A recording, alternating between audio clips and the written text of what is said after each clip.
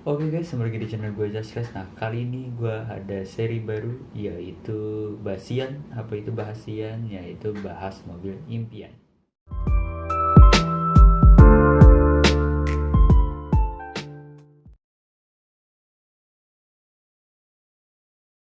Jadi gimana sih cara kerjanya Basian ini?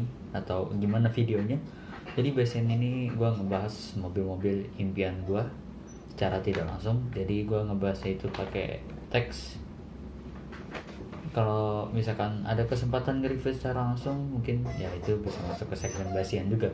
Cuman sekarang ya yang memungkinkan sekarang ya gue bahasnya secara mungkin kayak presentasi kali ya. Nah, mungkin semacam itu. Oke, langsung aja. Yang pertama pengen gue bahas yaitu Honda Civic Nova. Langsung aja.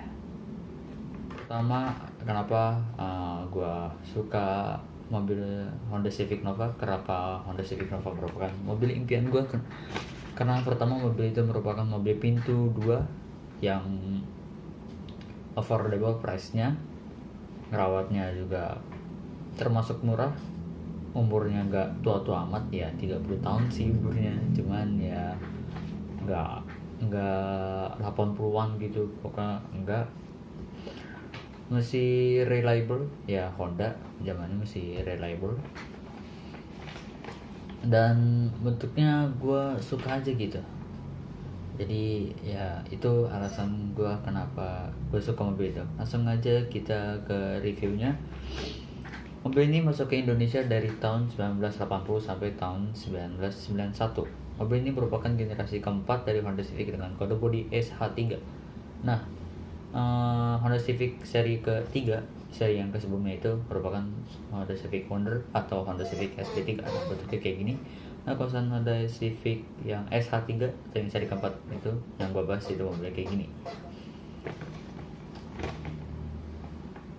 Mobil ini juga mempunyai sebutan lain, yaitu ya sebutannya banyak, ada Honda Civic EF, Honda Civic Nova, Honda Civic SH3 dan lain-lain. Dan kalau mobil di seri Honda Civic seri keempat ini ada dua jenis, yaitu hatchback dan sedannya. Kalau yang hatchbacknya itu ya Nova atau Civic EF, dan kalau misalnya sedannya itu Honda Civic LX dan Honda Grand Civic. Nah, sebenarnya untuk tahun spesifiknya itu Honda Civic EF dan Honda Grand Civic itu tahun 90 sampai 91. Dan untuk Civic EX dia itu dari tahun 88 sampai 89. Jadi dari tahun 88 sampai 91 itu diproduksi Honda Civic seri keempat. Kalau misalkan ada kesalahan informasi boleh langsung komen di bawah ya.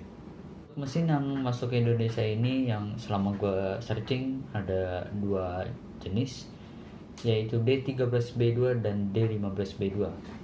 Oke, yang pertama D13B2 berkapasitas 1343 cc SHAC non VTEC 16 valve, berarti 4 valve per silinder dengan tenaga 74 horsepower di 6300 rpm dengan torsi 102 Nm di 3100 rpm.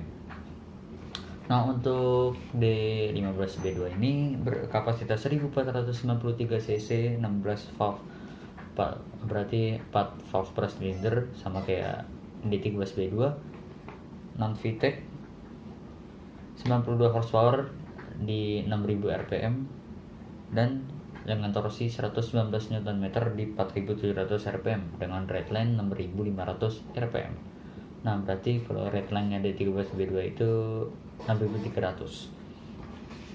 Mobil ini berpenggerak front wheel drive atau FF, yaitu front engine front wheel drive. Nah, mobil ini memiliki transmisi manual 5 percepatan dan matic 4 percepatan. Nah, untuk yang matic ini langka. Untuk mesin D series ini sebenarnya ada dari D12 berarti 1200 cc sampai D17 yaitu 1700 cc. Untuk VTEC nya itu baru kebagian di D15 sampai D17 Cuman ada beberapa mesin yang non VTEC di D15 sampai D17 itu seperti yang gue jelasin tadi, ada D15 yang masuk ke Indonesia itu non VTEC. Bagian kaki-kaki mobil ini di bagian depannya sudah menggunakan double wishbone dan di bagian belakang sudah menggunakan multilink. Nah, konstruksi kaki-kaki double wishbone ini seperti yang digunakan pada mobil F1 pada masanya, sampai zaman sekarang pun juga masih pakai double wishbone. Berarti mobil ini tidak diragukan lagi mempunyai handling yang cukup lincah dan rigid dan ringan.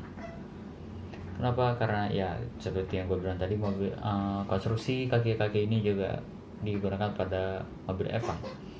Nah, pada zamannya juga Honda juga berkontribusi di F1 yang pencapaiannya bukan lumayan lagi ya, udah luar biasa banget. Tentu aja drivernya Ayrton Senna gitu, gimana enggak legendaris gitu kan. Jadi ya mungkin Honda Civic Nova ini menggunakan kaki-kaki double wishbone ini merepresentasikan kawasan Honda ini ikut loh F1 pada zamannya, sampai sekarang pun juga masih ikut di Red Bull. Nah, Honda Civic Nova ini mungkin merepresentasikan kontribusi F1, kontribusi Honda di F1 sebelum Honda NSX keluar pada tahun 91.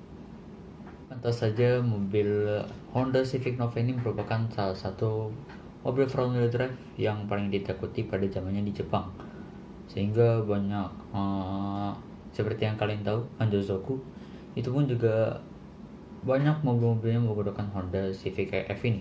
Ya memang untuk Kanjozoku itu dia dominan dengan Honda Civic. Nah, jadi Kanjozoku itu apa sih? Ini sedikit out of topic. Jadi Kanjozoku ini merupakan kelompok komunitas, mungkin semacam kelompok balap liar gitu di Jepang yang biasa balapan di jalur lingkar Osaka di Jepang, yang umumnya menggunakan mobil Honda Civic. Nah, mobil Honda Civic Nova ini juga lumayan merajai grup A JTCC pada masanya. Ya karena kaki-kaki double wishbone di depannya. Lanjut ke interior, secara dashboard sedan maupun yang hatch kurang lebih sama, dan di bagian atas dashboardnya mirip dengan versi sebelumnya yaitu SB3. Untuk bagian samping jelas beda hatchback dan sedan, karena ini merupakan versi hatchback, pintunya panjang. Meskipun hatchback, bagian belakangnya ini menurut gue cukup luas, mungkin bisa memuat 2 orang remaja seperti gue ini. Terus untuk setir, mobil ini menggunakan setir cabang 3 gitu, ini seperti yang di foto. Yang menurut gue itu desainnya itu simple tapi klasik.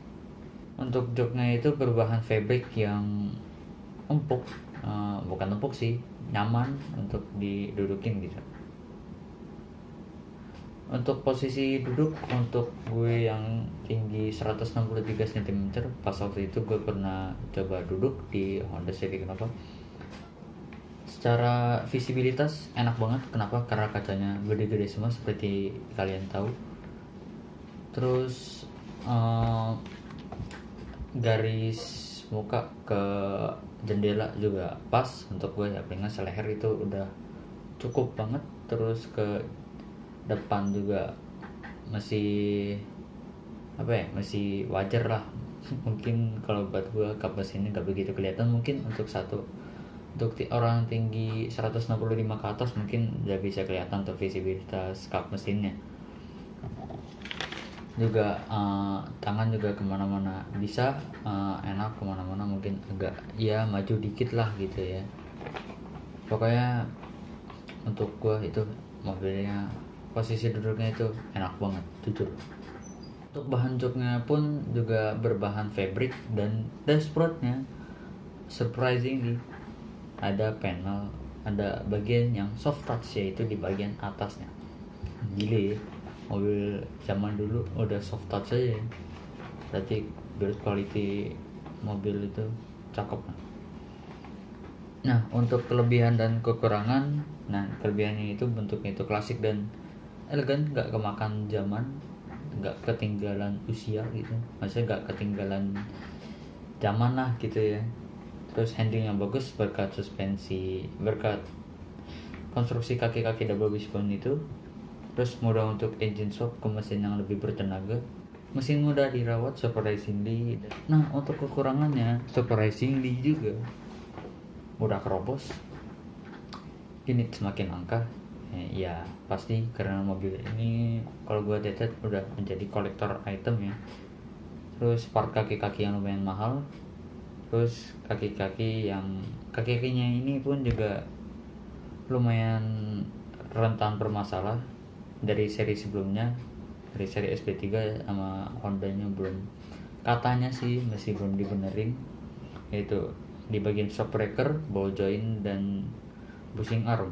Biasanya muncul kebocoran shock atau aus di bagian shocknya gitu, dan ketika jalan ada kayak bunyi aneh gitu, bunyi ya yang rada gitulah ya. Gue lihat di situs-situs dulu sempet ada yang jual 40 sampai 50, cuman itu kondisinya kayaknya udah ringkih kayaknya sasisnya tuh ya.